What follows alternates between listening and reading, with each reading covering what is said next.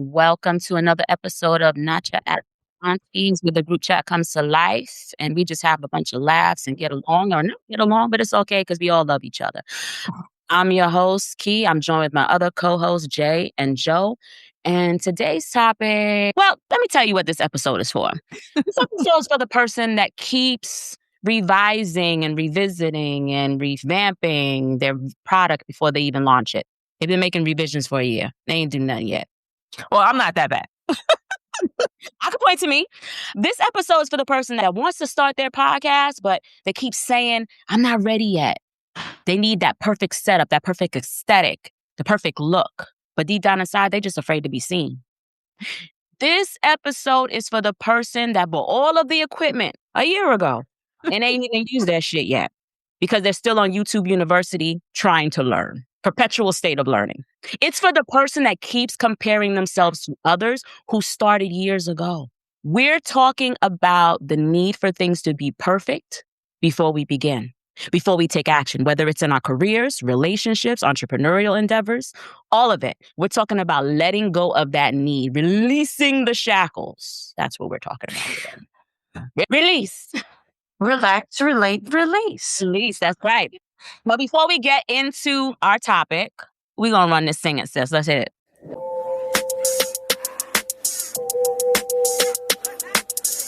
Okay, ladies. We all love music. I love music. Oh, I thought you was going to go on. I know I don't be singing on. I don't be singing on here, so don't. Now, you know that song. I need you guys to sing a song. I don't know, something that you've been bumping lately. Something that you've been on. Who wants to go first? I got Beyonce's Pretty Hurts, since Okay. it was in line with our topic today. What's in your head, it doesn't matter. Brush your hair, fix your teeth. What you wear is all that matters. Just another stage, pageant to paint away. This time I'm going to take that crown without falling down. Pretty hurts. We shine the light on whatever's worse. Perfection is the disease of a nation. Pretty hurts. I'm going to be That's honest with you. I love me some B.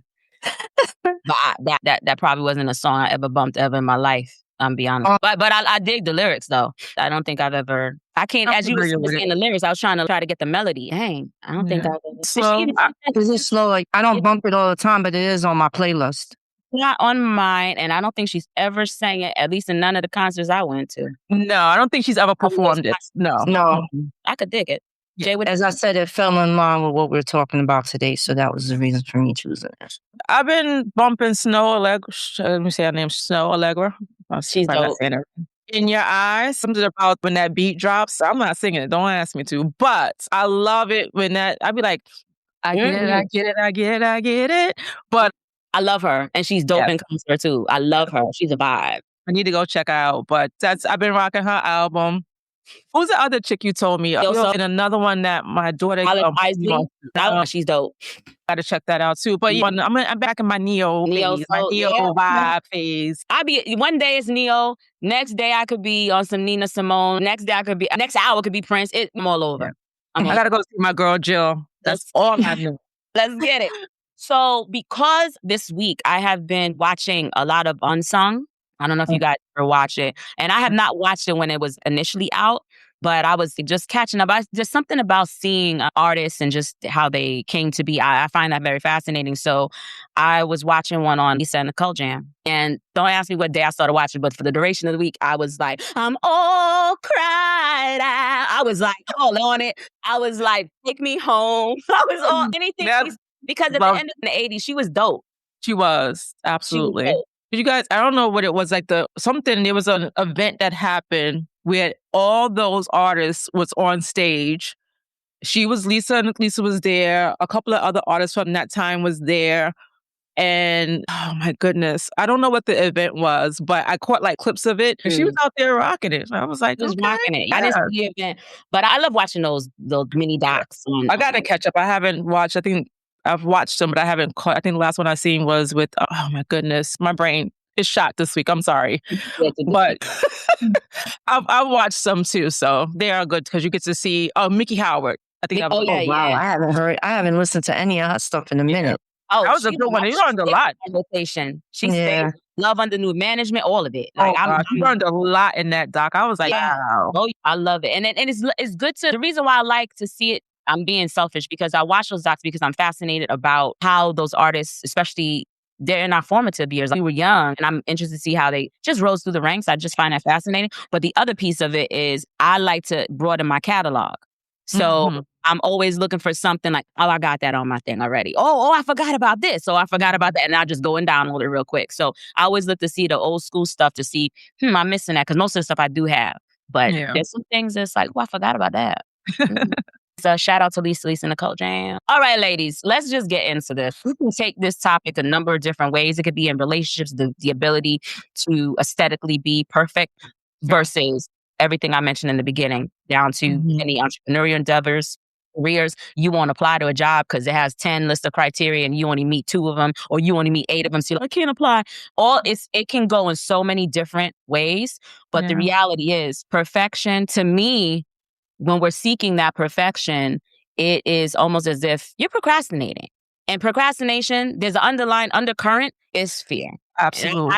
I was actually trying to fight it and say, is it something else? Is it something? It all boils down to just being scared of what's on the other side. That's my take. I definitely think it's fear. I think it's fear of, did I get it right? Scared of those errors or those mistakes. How is it going to be received on the other side? Or it could be like what you want at the end of the day. And if you're not there, you're not going to push it until you get there. But it ties back to, like you said, the fear piece of it. If you are working on something or making something or developing something and you have a vision of what the end product is going to look like and you don't see that in your work, it's going to stop you from moving forward, I think. The fear piece comes up to, like I said before, is how it's going to be received because you didn't get to what you visioned to be the end state, right? So do I still push this out where it's at and test it out and see if it works or not and continue to tweak along the way?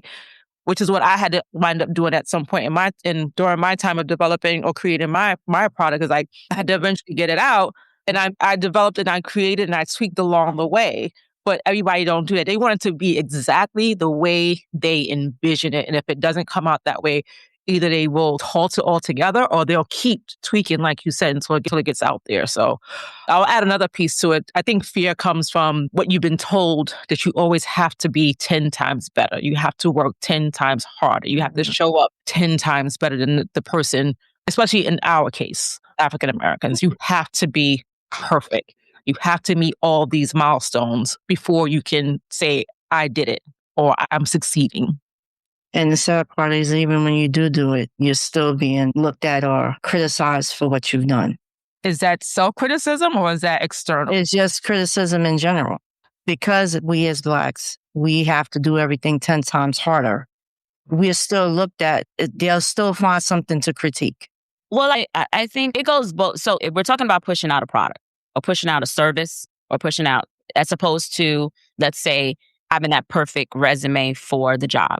Let's just want to be separate. If we're talking about pushing out a product or service or something like that, launching any entrepreneurial endeavor, I think, again, that fear, that constant tweak, it could be fear of criticism because sometimes you can get it to the perfect state that you want.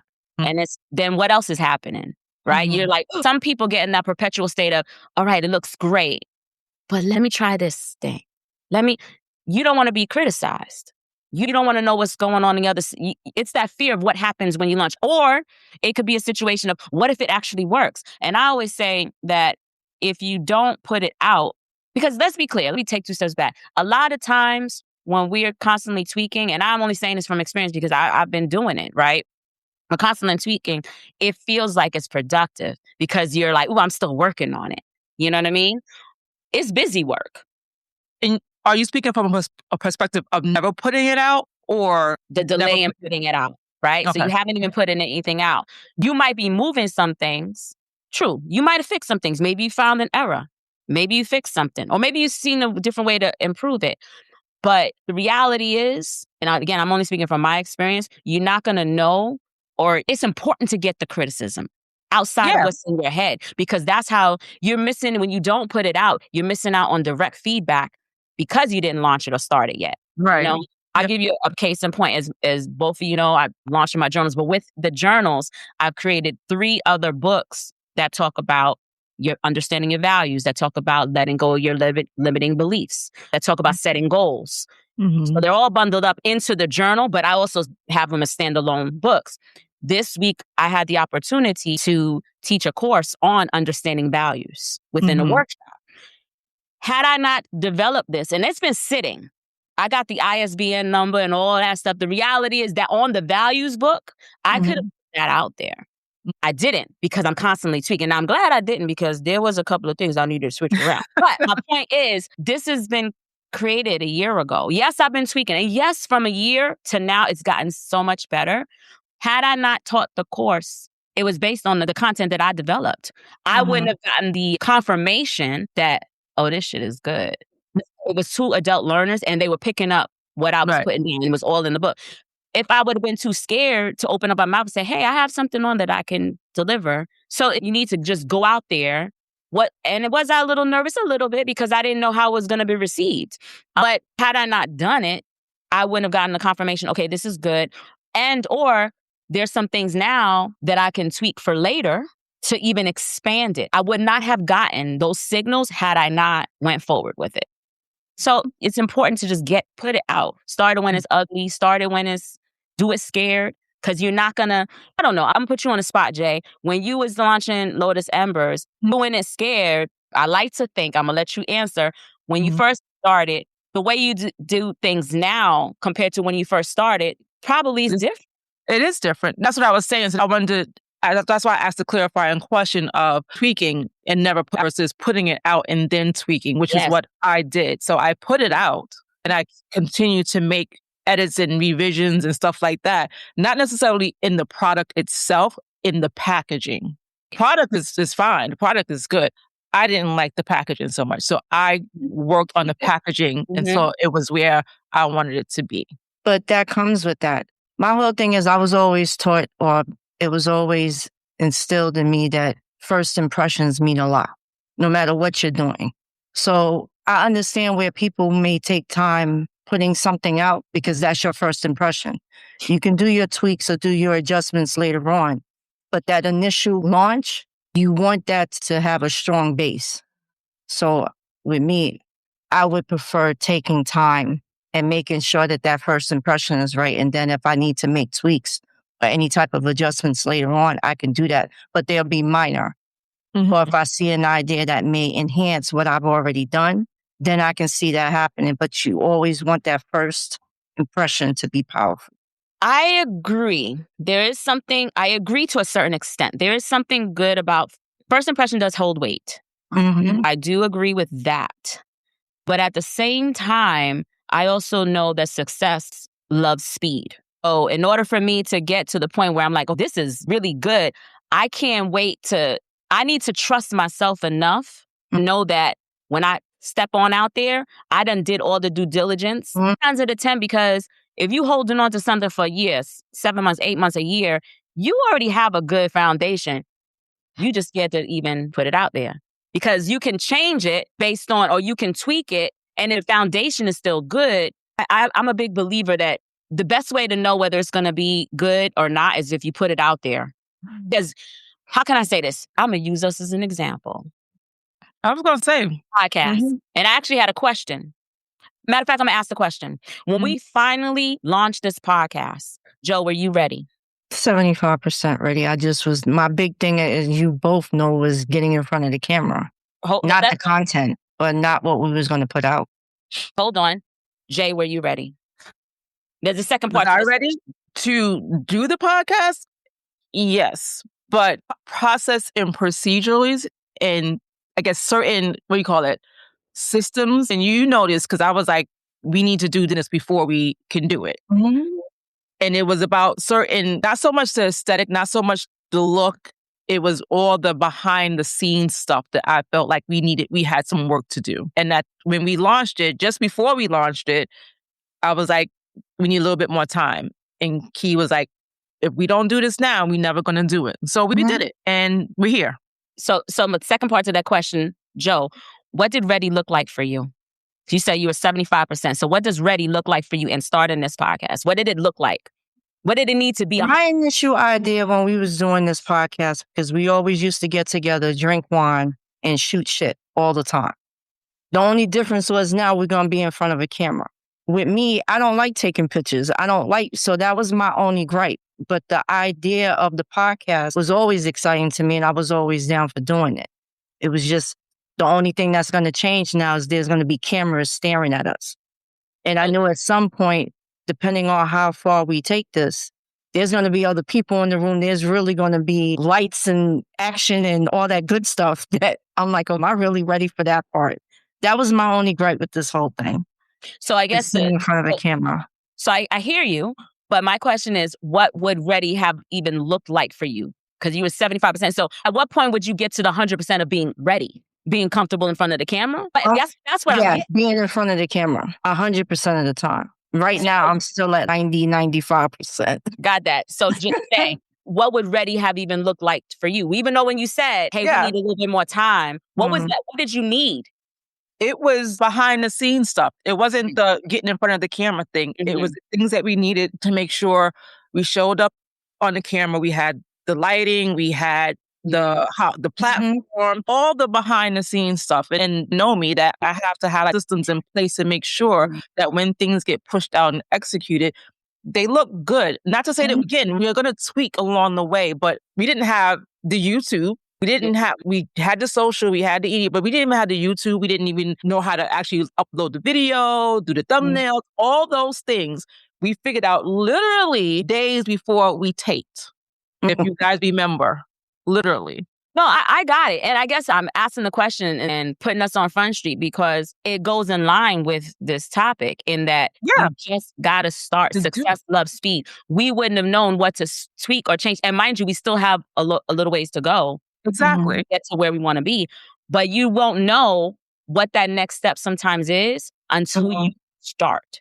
And then sometimes you need that person, right? So when we were talking about it and we set a date, I think we had an initial date and we did push the date out, but it was at a point where it was like, we're not pushing this out any further. And sometimes you need that as well, because that is the thing that said, okay, you don't have these major 3 things that you need. Get those 3 things and then let's go ahead and do this. And that's what we did. Let's go. So, and I'll be that person. Sometimes I got to be that person. I was pushing us to do it. But sometimes for me, I have to be that person for my own shit. Because I can talk myself out of stuff. And it's crazy to me because I can pump up everybody else to do their shit. And then when it comes to mine, it's like I get in that vortex of perfection. Wait. This company got to be this. And it's like, bitch, you don't take yourself so seriously. I have to have these conversations. It ain't get it out because you're not going to know what the feedback is going to be and how to do something different until you put yourself out there. No, go ahead. But no, we got there and we're still going, right? And I just look back to where we started, how we started, and what we've done. And are we coming up on year 2? Yeah. On year 2. I'm proud. What about the people that always fall into that someday trap? I'll do it someday. I'll call them the someday people. That's their middle name. Waiting for I'm gonna do this. I'm gonna do that. Yeah. So whatever your first name is gonna be your middle name, and then your last name is tacked on it. Like someday I'll do it, because someday is not a day of the week. It can have, you know what I'm saying? It's not that you're never gonna do that on a Sunday, Monday, Tuesday, someday. No, that's right. It's not so. And they're waiting for a condition, again, a perfection. Conditions need to be perfect in order for me to do this. And something will always come up. I don't care how much you plan. Something is always going to come up, and it's up to you to be agile enough to be like, if I get crazy, because I've met some people that when something comes up, they're like, the smallest little thing is a fucking big thing to them. And sometimes it's not even apparent to the people on the other side. It's only you that's knowing it. So people get caught up in that too. Do you think that social media is, because you talked about you talked about comparison, people too much into social media compare themselves to saying that, or comparing what they're trying to do? Because I think we go back to the other analogy of there's 100 different types of brands of bread on the shelf. Right. You love to use that one. Right. But in that same vein, you have a product or you have a service, you have something that somebody else have, and you're trying to get it either like them or what you perceive to be better than theirs. And do you think social media plays into that? My answer is yes, before you guys even I think it can, for sure. And I also think that's why you can have to put your head down and be focused on your stuff and focused on the audience that you're creating for. Even with the journals, there's a myriad of different journals that's out there, Yeah, right? of course. There's so many, and there is for they're different types for different people, etc. If I were to get caught up on that, then I would never, I would have stopped creating. So it's a matter of my head's down. This is what I'm trying to put out. And as a result of me working on that, that's how I created the other 3 books. Right. I was trying to put too much into that. And I was like, this is something, this is a little bit different. So you just got to be head down in your lane. Like they say, even with artists, any creative, whether you're an artist, an actor, musician, etc.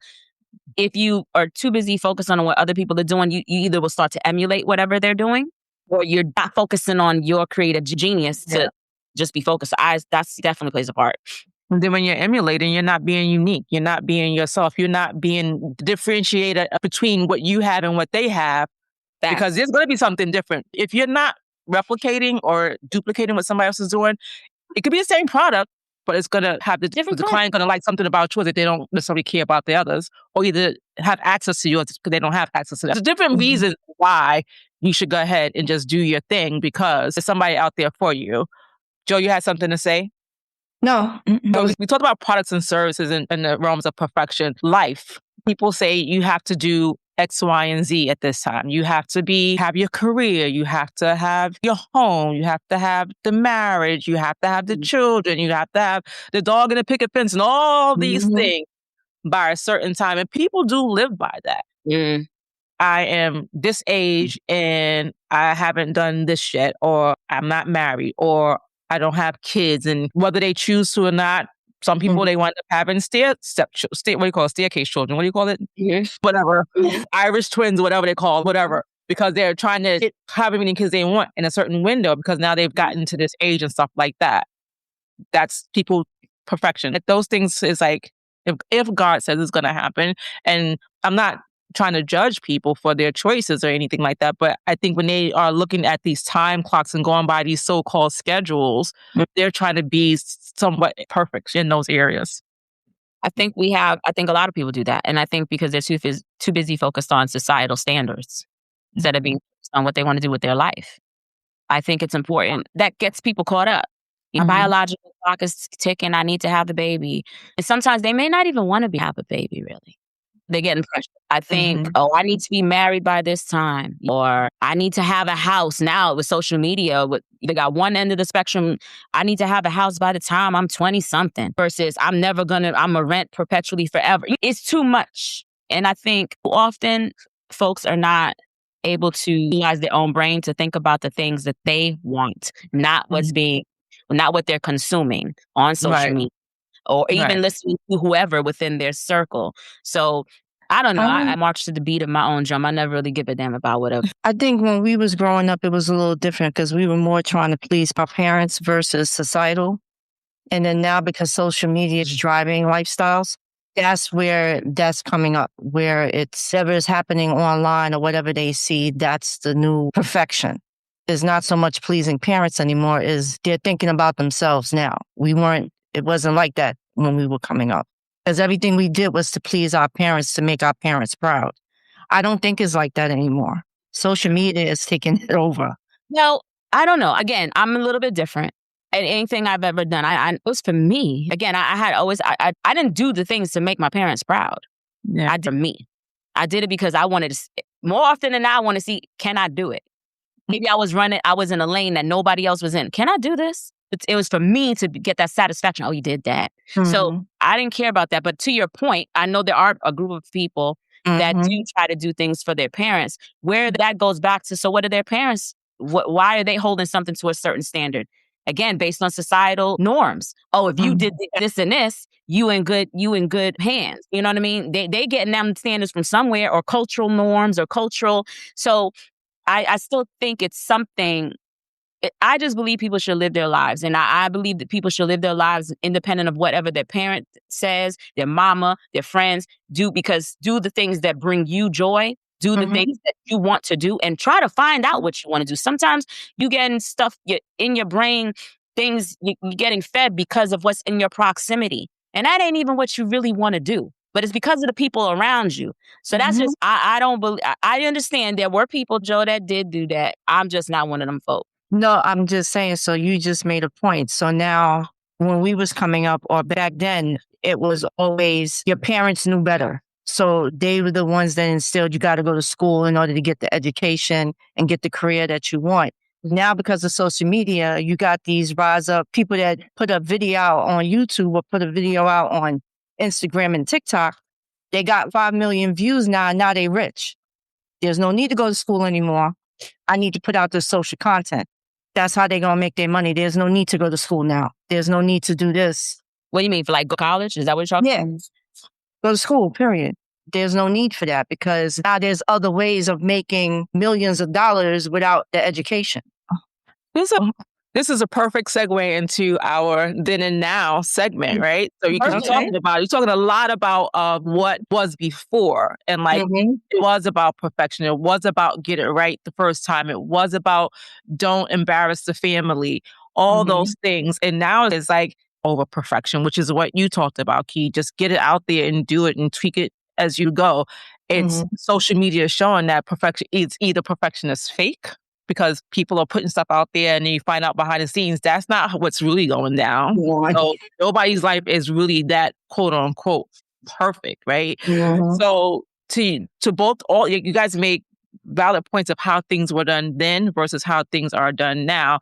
And people are being a little bit more autonomous about what they want to do in their life. And they're not saying, oh, this is what my family expect of me. There's some people who still follow those rules today, but there's less of that. So like, did what I wanted to do. I was the second in my family to even graduate high school. So there was nobody to tell me you got to do X, Y, and Z, because that wasn't something that they knew. But what it did was when my brother graduated high school and me following suit and going on to higher education, it influenced family members to do that. And some of my family members who did not get their high school diplomas went back to school and got their higher education. So I just say that big difference now of how we did things and how we look at things in terms of what perfection, quote unquote, is.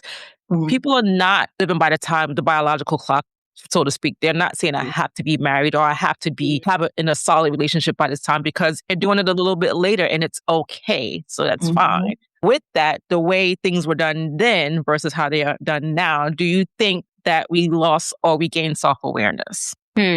Lose discipline.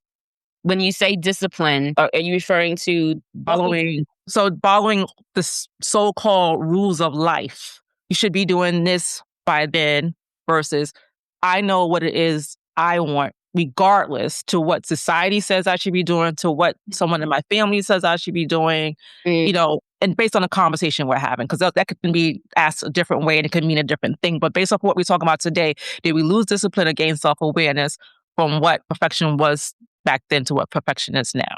Okay. I think it's both, because age in which you're supposed to meet these goals are less. Like before, it used to be you can have your house by between the age of 25 and 30. Now, because of social media and the ability to make money at an earlier age, they may have set their goals to have something set before 25 or 30. They're looking to have shit done by 21. Or when they finish, if some of them did decide to still go to college and they're finishing college 22, 23, they got to have the house, they got to have this, they got to have a certain car, they got to have this amount of money in the bank by a certain time. I think it just put the pressure on even more. So the discipline is going to be there because they're looking to achieve this by an earlier age than what it was back then. Usually you met success at the age of 30. Some households or some families or how parents perceived or taught their kids, you would have to have like success. You make sure you have this amount of money in the bank, you finish college, and you're married by 30. Me, on the other hand, it wasn't like that. That's not what I was taught. I'm the first one to graduate from college. That wasn't being pushed on me. I had to push myself to do that. It was more of my father thought I should be married. I should be a housewife like my mother was. My mother didn't start working and became a nurse until she was almost 50 because she was a housewife. It wasn't until my dad got hurt that she wound up going back to school and was able to start working to, I guess, bring more money into the house because he couldn't anymore. And that was what he constantly pushed on all the girls, all my sisters and me. So, Just think it's a bit of both now. Okay. Yeah, I think it's a combination to Joe's, but I think it's always been that way. I won't say that it's back then to now. I think that even growing up, there's always been a pocket of folks that were disciplined enough to do all the things, hit all the milestones. And then I think there's a pocket of folks that followed whatever their parents said or whatever. I think those people always exist. And it's not like it happened, just out of the blue in this day and age. Right. So I think where we're going now, probably continue to see those same individuals because there may not be enough self-awareness. I think with social media, again, but I said too many people are adopting the mindset of someone else instead of actually learning themselves to know what they want in life. A lot of groupthink. That's my take. Yeah. I think the self-awareness, I think the discipline, it can, not ebbs and flows. It depends. Circumstances, depends on environment, depends on upbringing. When it comes to discipline, are you going to fall in line or you're going to possibly be against and you're going to go rogue and do whatever the hell you want in spite of what your family say or think. Like, if you think about it, I feel like, and I was growing up, people were parents a lot earlier than what people are today. They're having children a little bit later. They're not even in serious relationships in their late 20s and 30s. And I think we were having kids, we were married and all those things, right? So people are taking their time about what that so-called perfection of life is. They're not saying I have to have, even down to owning a home. They're not even in a rush to own a home today. Hearing two different sides of it, owning a home versus waiting until you have certain type of financial stability and to try and just buy the home outright, do all these things. You may want to move, you want to leave, you may not want to stay in the place that you bought. Like, there are different things that are changing people following those traditional perfection of life. In terms of services and products, I think, to your point, there's two. There's the discipline, either you have it or you don't. Or you're just going to do the thing or you're not going to do the thing or you're going to sit on the thing until whenever or never push it out. And I think that's where the self-awareness kind of lacks at because you're not self-aware enough to know or feel confident enough to know that you got this. Go ahead and do it. So I think it depends on what areas you're talking about when it comes down to discipline, self-awareness. Yeah, I agree. And I also think it's you meaning action. I think a lot of that, the issue is that people wait to have the courage or to get the confidence to take action to do the thing, right? Yeah. It's so funny because what they don't realize is that you gain the confidence when you take the action, right? What are you going to say, Joe? I was going to say, but the younger generation is not doing that. Their self-awareness is earlier in age than what we would consider. Anybody in our age bracket is the ones that's procrastinating. Like they're more self-aware of themselves, wanting to do certain things, but scared to get out. Versus the younger generation, you see them going against the grain, not going to school and finding other ways. They're taking more risk than we are. So I think it's more self-awareness now than it was before. So again, they go hand in hand, but I just think the earlier generation is really taking those risks where we weren't. So I think, I love having these conversations and these debates because the answers that we give are always going to be rooted in our experiences. Right. So it's what makes it even more interesting to me is because we've known each other for so long. We've known each other. It's like, how well did we, not the years, right. How well did we really know each other? Because I'll be the first one to say, I learned a lot about both of you throughout this entire project of working on a podcast in terms of how you think. You know me, I get into cerebral. I want to know what I'm thinking. That's why I ask these crazy ass questions. I want to know what y'all thinking. So I say all that to say, to Joe's point, she's saying we weren't doing that back then. But in my circles, no, we were pushing the envelope. People that I was rocking with, we were going against the grain. We were taking risks. I had my best friends was doing some wild shit from an entrepreneurial perspective. When we were 15, about that, other people, 15, 16, 17, 18, weren't even thinking about those things, but we were having those discussions. You see what I'm saying? So in my circle, we was doing nothing. So that's why it's hard for me to bucket it. Or I think well, we're also coming from two different age brackets also in the fact of the age of my parents versus yours. Well, a lot of the things that's rooted in how you were raised, for sure. Hold on now. Hold the phone if we want to debate it. Because my grandmama raised me. Your father was born in what, 1925? Grandmama was born in 1925. She just had a progressive mindset. And the reason why she had that was based on her experiences and the things that she didn't do. And she was trying to push me, now, you ain't gonna do it this way. You're gonna do it this way. And then I had my mom too, who had a progressive mindset.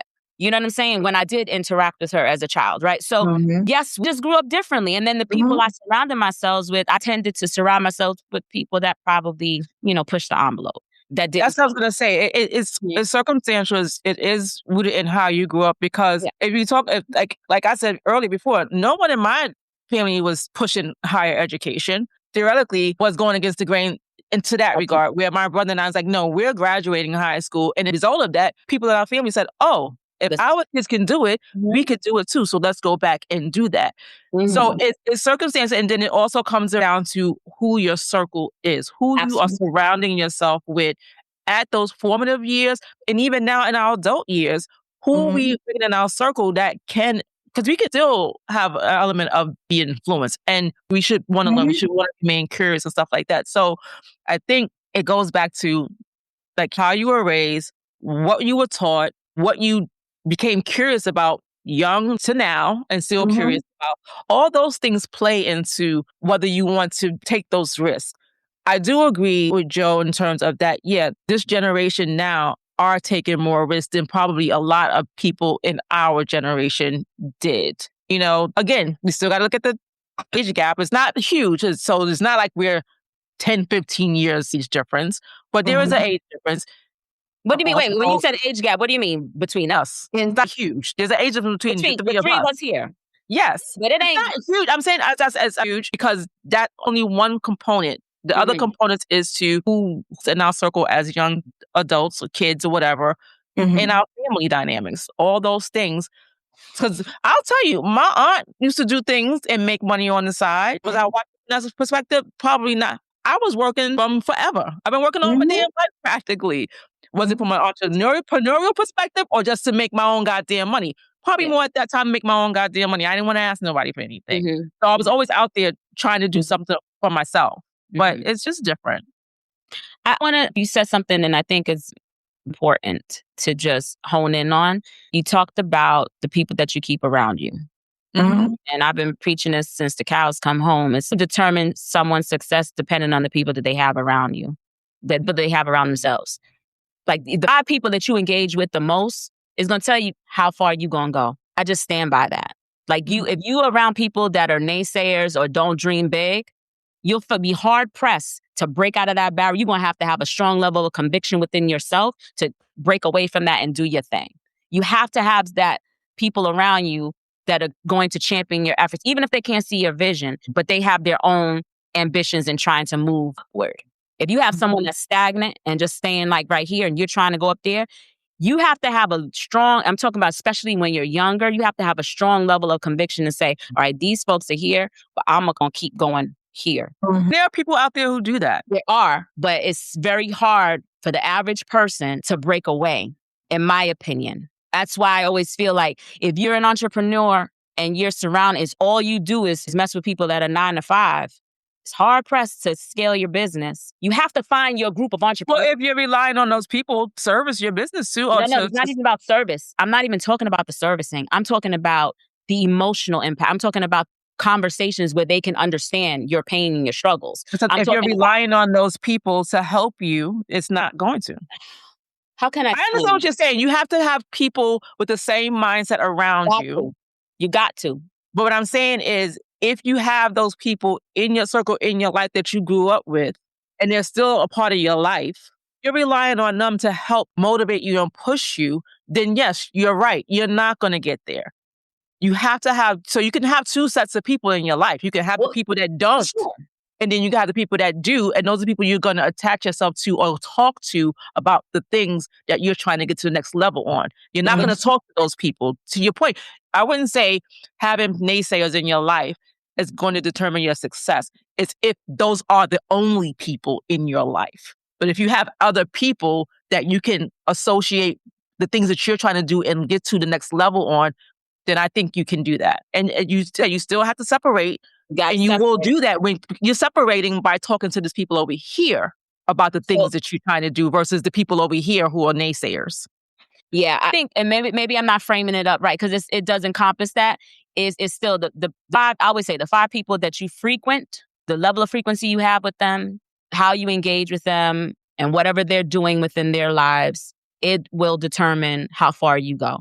I stand by that. But is that on you as an individual? Why are you saying these people determine how far you to go versus you determine how Because far if you have to be able to break out. If I'm only standing on the corner, I wake up every day, brush my teeth, I get dressed, and I'm standing outside on the corner with my homies, and that's all we do. We sit on the stoop and just talk. But that's what I'm saying. If you have that sort of group of people and that's all you're associating with We're saying the same versus, thing, Ben. yeah, You gotta branch out. you gotta have the people that's going to help you get to that next level. But at the end of the day, it's still ultimately up to you, the individual. It's always up to you. But I guess the whole premise behind this is find your set of people. Right. But you're not going to tell me you don't have people in your life that you're not doing the things. Oh, yeah. Okay. They may not be my people. That's what I'm getting at. Okay. Like, you find your set of people. Let me be clear. I'm going to say it again. The 5 people, 6, 10, however. I would like to narrow it down to 5 because it's just easier to say.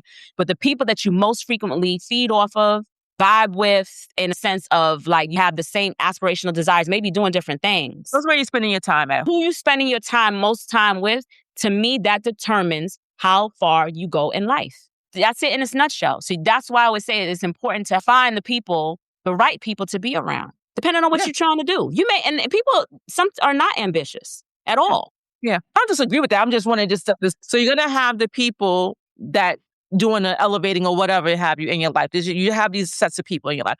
You're going to have the people that are, but those are people that you're going to be feeding off of. They're going to be feeding off of you. Absolutely. That's going to be where you're going to be spending your time at. So you can have both sets of people in your life. It's about where you're choosing, like you said, to spend your time. Sometimes the folks that are the naysayers, that are the loved ones, this is where going back to people that get stunted in their growth because the element of to that loved one or that friend.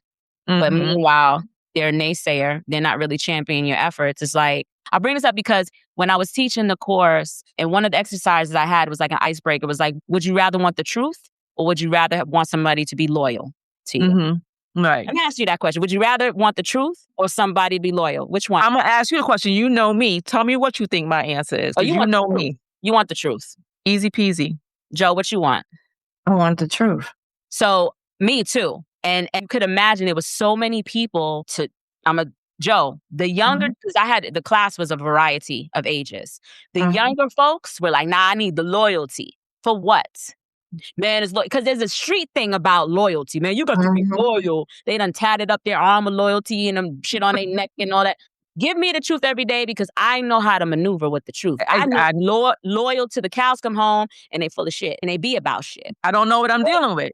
I don't know what I'm dealing with. So you know what I'm saying? I can know somebody for 30 plus years. Yeah, loyal. We're together. But then they talking, you're not even about nothing. For me, I go on to say, sometimes we have family members and friends that are known for years, but they're naysayers or saying whatever.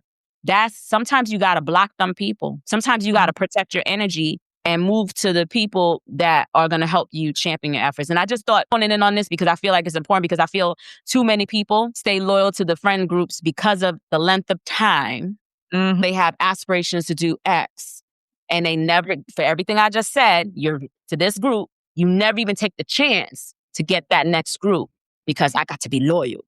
Yeah. That's it. Find your group. Yep. Picture that. Have you ever done something and then look back after you delayed doing it for so long, gave up every excuse, finally did it, and then once you did it, you was like, why was I waiting? What was I waiting for? Why did it take me so long to do this? Yeah, I've done that a few times. When I bought the house and everybody was telling me not to buy it, that I wasn't ready, you can't do it alone. It wasn't as hard as I thought it was going to be when it finally happened.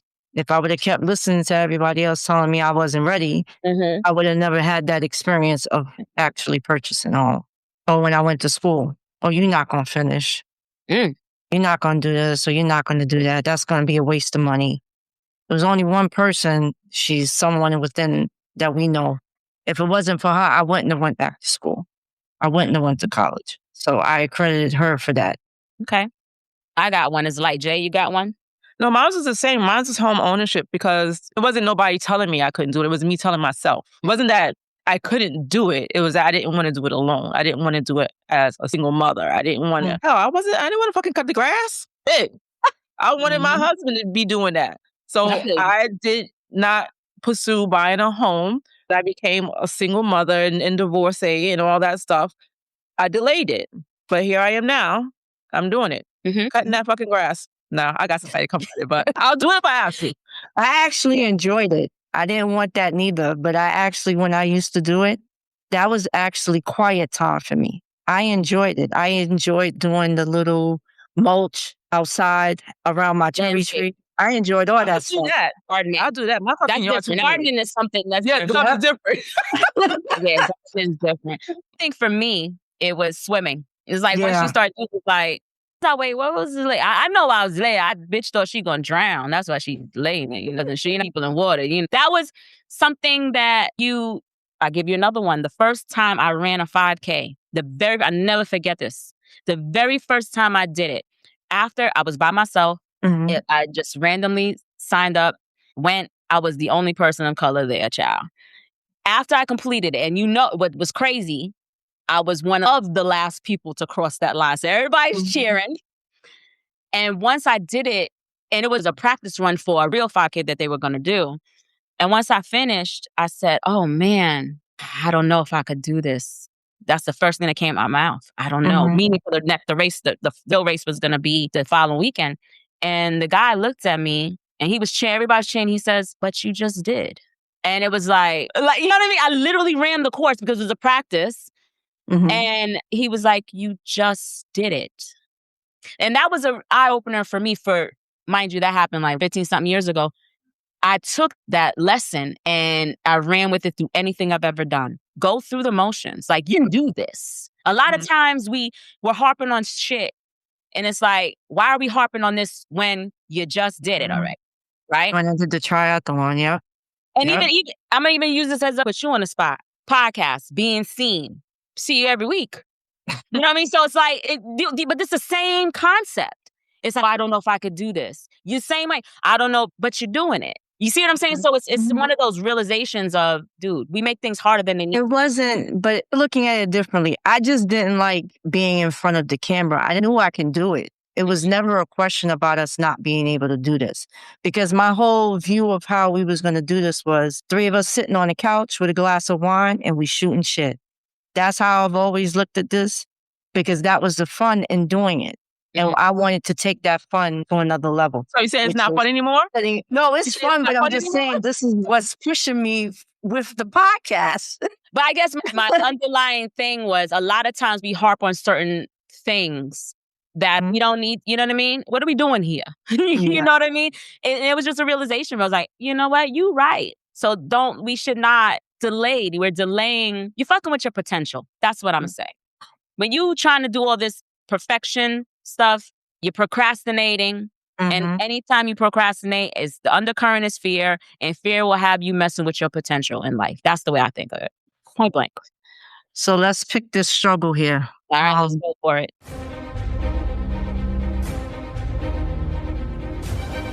Perfection or peace? What you going with? Do you think that people actually are chasing excellence, or are they afraid of being seen as anything less than perfect? I think I'm a peace. I'm never gonna pick perfection, because perfection is a freaking illusion. Ain't nobody. It ain't real. That's not. It's illusion. And I think a lot of times people just afraid to, like I said earlier, people are afraid to get criticized. Criticism. They don't want to be judged. Yeah, I'm choosing my peace over any and everything. And you'll hear me say that over and over and over again many times. You say it in the past. You'll hear me saying it. My peace. Yeah. What is it? Portion? What is it?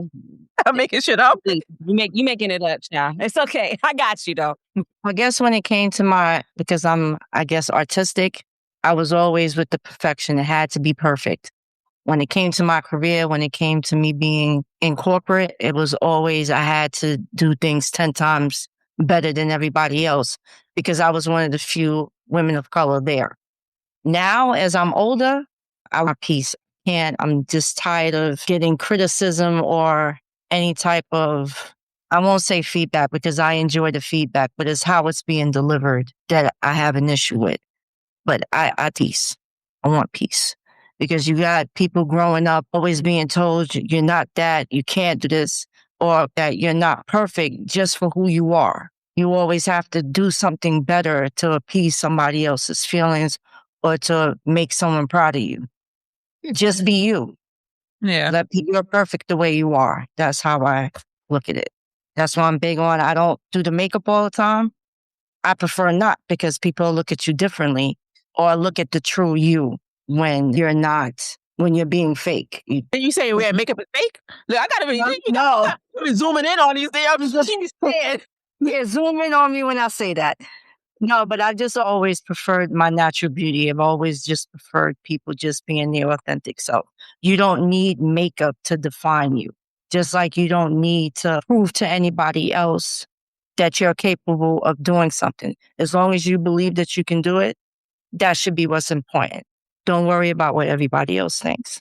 And I had to work on that. So you were brought up a little differently where you had people in your corner encouraging you.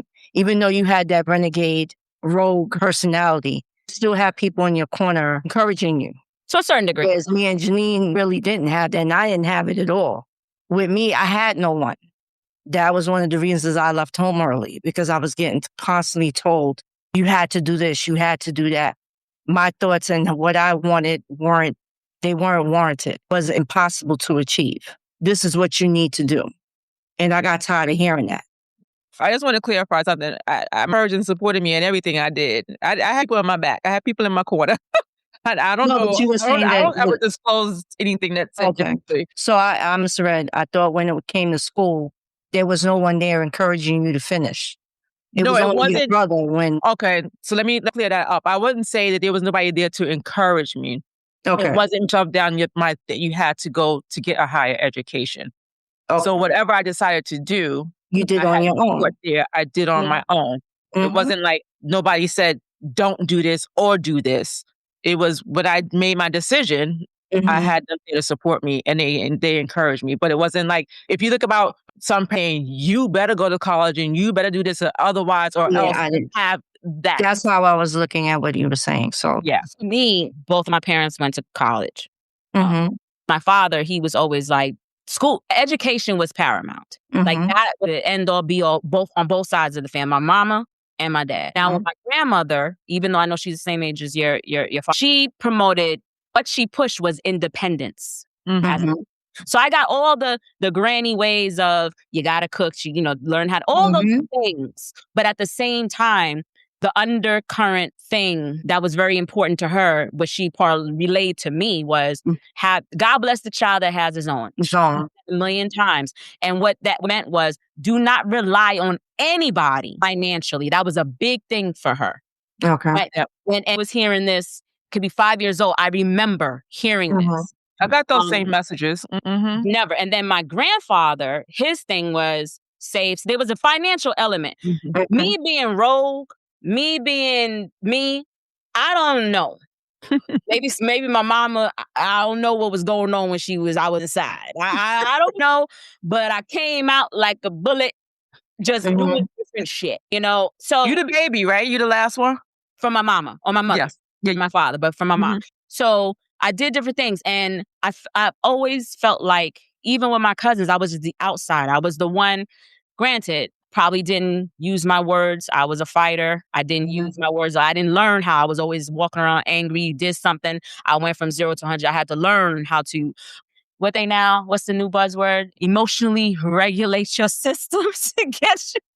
Really? Right. But whatever. I had to learn how to do those things. So, but pushing to do different things and try different things and go against the grain, I got in trouble for shit like that. I didn't give a damn. And this goes back to me saying, again, everything that we talk about and our answers is always rooted in your experience.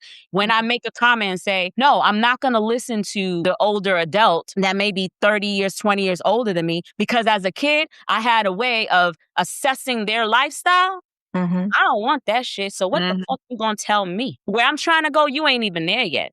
Now, I didn't verbalize that to them. But in my brain, yeah, I'm like, I learned very young, yeah, you may older, but you ain't wise because I'm looking at how you live, right? Inside and outside of the home. It could have been friends of people, you know. So I always was okay with doing my own thing. And as a result of that, even with my kids, I try to instill with them, do your own thing. Don't have your nucleus of friends. But the moment that you're ambitious and you need to go a certain way and they're not trying to do that, you can keep them. Find some people that are going where you want to be. You ain't got to drop them, but you need to find some people because otherwise you're going to be stuck. Right. You're going to stay stagnant. Now, going back, you said a lot of stuff, Joe. And going back to, I feel like there's a level of conflict in you. I don't know. You're steadfast. And it's been a stream that's coming through most of our episodes. Being me, not being fake, being me. And I think, and I don't know, we're all being us. We have preferences. Want to wear makeup? I love this shit. I've played in it since, you know what I mean? I love it. I think it's your expression. Who you want to be. You could show up different. I don't believe, we said it before, you show up different in different rooms. You don't have to do things to, let's say, appease others. Again, you say it one way, I say it a different way. I do things, the outcomes I want. That's it. And it may sound transactional. I find myself saying that. I had this conversation with my husband the other day, and we were laughing about it. But the reality is, he says, you've always been that way. You're like a chameleon. Figure out what you want, and then you will do whatever you need to do. I don't see any harm in that. I love it. At all. I mean, I've always been the outsider in all of my relationships, my friendships, my family, because I don't do anything like anybody else or the way everybody does. I've always been okay with that. Like, I'm naturally a loner. Like, so I enjoy my alone time. I don't need to be at every party doing everything with everyone. But I've always put myself as an outsider. Listen, when I was in high school, I had a group of friends. They cut. I cut with them. If they didn't want to cut, I cut by my damn self. Like, I didn't need them to fucking cut class. If I wanted to cut, then I sat there by my damn self. I've always seen myself, not because people put me there, I put myself as an outsider because I do not follow the norms. I do not do what all of my friends or my family do. That then, and that's still now today. And it's funny, I didn't cut school for the first time until I went and got my permit. I was 16, the day after my 16th birthday. I was at the DMV on Fordham Road, getting my permit without my parents' permission. So just signatures. And I think I may have cut a few more times after that, but I wasn't one to cut school like that. Yeah, I was bad. We're not going to talk about that because I before was 16. That's a damn shame. I think that we need to let go of to be perfect. You're never going to be perfect. But I do want to ask a question because I find this interesting. Do you think perfectionism, do you think it shows up differently in men versus women? Oh, yeah. Yeah. Explain. Let's hear. With women, perfection is for the women that do wear makeup or do want to please their man. They'll go out their way with the hair and the nails and the wardrobe and the shoes. Men are simple in that aspect. They want their woman like that. But for them, unless you encourage how they dress or speak on it, they're just going to come as themselves. Some men don't care about stuff like that. They're with a pair of jeans, a shirt, and some sneakers. Or they'll throw on some sweats and be comfortable with that. So in that, I don't think they need to be in where it comes to wardrobe or appearance. That's not important to them.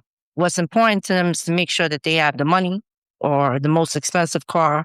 As long as they have that in the house and a whole heap of money in the bank, that's perfection to them. Is that perfection or success? Success as well as being perfect for whomever they decide to go with later on. I just think it's different. It's not the same. We view it differently. Okay. Perfection for women may be being married with children in a house with the picket fence and all that stuff. Men may not see that. They have different views or goals that they want to achieve before they think about marriage. So their perfection is making sure that they have the means to do all that stuff. So our, level of perfection is different and it depends on the age and where you're at in life. Because we mature faster than they do, so it's going to be different. Jay? I think if you're looking at what perfection is in terms of life, going back to having a career, being married, children, having a house and all that stuff, by a certain age, I think that's for a man or a woman. I don't think it's difference there. And the reason why I say that, because I've known men who felt like, I'm not married, I don't have my wife, we don't have our kids, we don't have our home. The same way women say the same thing. I'm not married, I don't have my husband, I don't have my kids, I don't have the right pick. I don't have. So in that regard, I think they could be the same. I don't think they could be different. How they get there, I think, is different. To your point, Joe, when you were saying that the man wants to be financially stable. That goes for women now today, maybe back then, because back then it was the men were the providers, had to have all these financial things in place to have the perfect marriage, home, house, all that kind of stuff, or whatever have you. I think that's so much now today. I think women want those same things to add to their desire to be perfect. But I think if it comes down to pushing something out or selling something or having a product, I think probably men may be a little bit more of a risk in pushing it out there sooner than some women maybe. People take risks. People are different personalities. So I think it can be different in that regard, but I think people perceive perfection. That's for man or woman. I don't think it's different. It's how it's perceived by the individual. That's my answer. I just think in that aspect is a little different. Men, they're more natural entrepreneurs than, we're always more entrepreneurial than women were. It's evened out now, but back then, men always wanted their own business. They didn't want to work for anybody. They were always about making their own money and starting their own business and things of that sort. I don't know. Who else do we name? No, I'm not saying they weren't women back then. What I'm saying, the ratio is men were more natural entrepreneurs than women were. Now, in this day and time, it's evened out. Because to your point, there are women that are looking for that stability with the money and the career and all that stuff, making sure those things are in place before they think about marriage. So I think, okay, perfectionism shows up differently based on gender. I think you both made some good, valid points. I think it's going to be based on what one perceives as perfection, to Jay's point. I do think naturally most men take more risk. I will say that. So they will be more apt to push something out, take a product. I don't care, whatever it is. You can have a man that's going to be ready. Oh, it's done. Whereas we could look at that product, the three of us like, ooh, I would tweak this. And they don't give a damn. They'd rather go put it out, get the feedback, and then tweak it, get the criticism, and then tweak it. And then you have some people that are steadfast, that don't like criticism and keep the damn product the way it is. And then whatever. I think you'll have more men that'll be willing to take. They're risk takers. Not to say that women don't take risks, because they are. I just think in that aspect, yes. I'm not going to really speak. I know you spoke to the relationship piece of it, because I think that is, I don't know, it's just a little bit different. So I can't speak to that bit. But yeah, I just think that they're by and large, depending on the person and the preference of what perfection is, that's what differentiator is. Yeah. Okay. Any other points before we jump into this? Nope. What case are we covering? What case? The greedy pastors. Welcome to Auntie's Court. Court is now in session. All right. We have a case of, listen, there's a lot of buzz going around right now with these damn pastors. I don't know what the hell's going on. Mercury and retrograde, Gatorade, I don't know. Run video. Next week, I am asking that all church members part of how they will tax return so that I can review. I hope to stop some of y'all playing in my face during tithe and offering on Sunday morning. So this is one of many, right? We've seen, I guess, over the last couple of years, different variations of pastors with these demands about money. I feel like it's blasphemous. Saying that there's a way, when you're in the church, you tithe. I get that. But don't ever want to feel pressured in terms of the amount that I should be giving. I will share a short story. There was a time way back when I went to a church. It wasn't my church, but I went to a church with a family member. And this family, and they were praising this pastor. And I get up there. I get in there. I was following his word. It was going to a left and the right and the this and the that. But I'm following. When it came down to the end of the service, he literally said, passing that little bucket around, and he was like, you need to put in there. He said, I don't want nothing in that's going to make noise. Well, put nothing in there that's going to make noise. Then that clink, clink. So my family member was, they laughing. Oh, pastor, you so funny. They throwing in whatever. That turned me off so bad when the bucket came. Don't tell me. I'm dead ass. I don't like that. Now, my church, I give. But I don't ever want to feel, and then to me, that you already are showing me your true colors. I don't like that. Mhm. And I don't think it's good for the church as a whole. And I was looking at the congregation, including my family members, because people get fucked up into that. And I was looking at that. It gave me a view of religion differently. So I'll pause there. That's my take on it. Yeah. I had similar experience. Also, not a church I was a member of. I was a church I was vetting, see if I wanted to become a member of this church or whatever. And one of my family members was a member of this church. And I went to the service. Service was good. The message was good. Mhm. I came around to pass around for the offering, and they got the offering. They counted it there on the spot. Oh, come on. I know we could do this. Wow. So I'm looking like, then first time I went back again. I was like, okay, let me still feel this out, see how it's going. I message, I got fed what I needed to get fed that day as far as the messaging was concerned. Went back again. Now talking about that, they're trying to fast forward this whole joining the church kind of thing. What's your annual salary? That's none of your business, number one. Then also in the service talked about, Wait, excuse me. They asked for your information during service? not during service, not in front of the Oh, congregation. okay. This is when they're talking about, When you want to join. When you want to join. That Okay. was that conversation. But there was other experiences that either before or after the conversation, I can't remember because this was some time ago, Mhm. where a message was they were collecting money to send pastor and wife on an anniversary trip. Why is the congregation responsible for that? Because furthermore, both of them were actually still actively working regular jobs. Their sole job was not being pastors at this church. Then a message was, God will take care of all your things. God will pay your rent. God will put food on your table, which is all true. It's not a lie, but not at the expense of me tithing in the church in that way. You follow the tithing process. You follow what it means, what it is you're supposed to do as far as tithing, but not feeling like you're being bullied into it. Like being told to neglect taking care of your house and home, the place where you got to go lay down every night and you got to put food on the table not only for yourself but your kids. I was like, I'm done. And the thing, like, I just had a problem with organized religion from that point on. I'm like, you all know how I feel. Me and my God. Well, organized religion definitely put a taste in my mouth that I can't get past it. I've tried. I have members who are very active in the church, and I patronize and I do support in that way, but I just can't. You guys already know how I feel. I've mentioned this numerous times. I grew up as a Jehovah's Witness. There was no passing around asking for tithe or anything like that. How you gave was people would actually offer their skill set. If there was any type of construction that needed to be done to our church, there was people there that did the work. That was how they donated their time.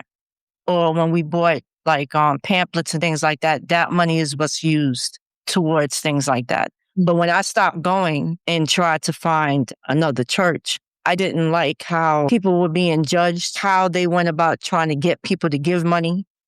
And the one experience that I think I mentioned before, there was a Baptist church that I was going up around my area, and the pastor and his wife moved to Atlanta. So now I'm back after 3 years of going to this particular church, trying to find another location. So my girlfriend told me, someone that I work with said that they had service on Sunday and she invited me to come. I go with her to service. An hour in, the collection plate is coming around, but they also have it now where you have the credit card machines where they come around and take your money. So it's not my church. I normally wouldn't give but I gave $20. They, I guess, printed off who gave what at the end before the service is even over now, and came back to the front and started calling people out. And started walking back around to these people with the machine, asking them to give more money. And then he had the nerve to come up in front of me and say, well, it looks like you're living well. You can give more. I said, but I already gave $20. And this is all during service. Wait, you look like you're living well? Yeah. What does that look like? Because he actually saw me driving in. Okay. And you know what I drive. Okay. So, Tim, I'm living well because I have that. So I kindly grabbed my thing and said, excuse me to him, and walked out. Yeah. And never went back to that church. But it's just the point of how they go about calling people out You don't know who has what. Even if it wasn't for me, you calling out other people who clearly, one of them had 5 kids with them.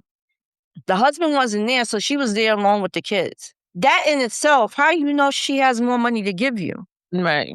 Now, I didn't hear what she gave, but it's just a mere point. You calling her out during service in front of a room full of people, making them feel less than because you're not satisfied with what they gave.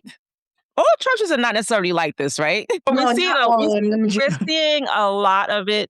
We've seen the whole thing with Marvin Sapp closing the damn doors, saying shut them doors. But I will share. So my mom, her church, I used to go there.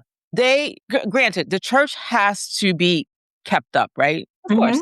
Bills have to get paid, all that kind of stuff. So the church that my mom went to, what they would do, the members would throw fundraisers. Yes. They'd have fish fries, they have all those things or whatever. That's money coming out of members' pockets to buy the supplies, to sell the things, to raise the funds. To me, that's a feel-good story of the whole purpose is trying to maintain the church building. That's what I understand. Some of these pastors, that is their full-time job. So you understand these things. But when you see stuff like this, it makes people, it's like, how do you expect to bring people to the church? How do you expect to have people come and go to the church and fellowship when you're doing things like this? Yeah, I can't get behind it. And as both you know, I used to frequently go to church, but the church I ended up going to, and the only reason why I don't attend now is because of proximity is just too far.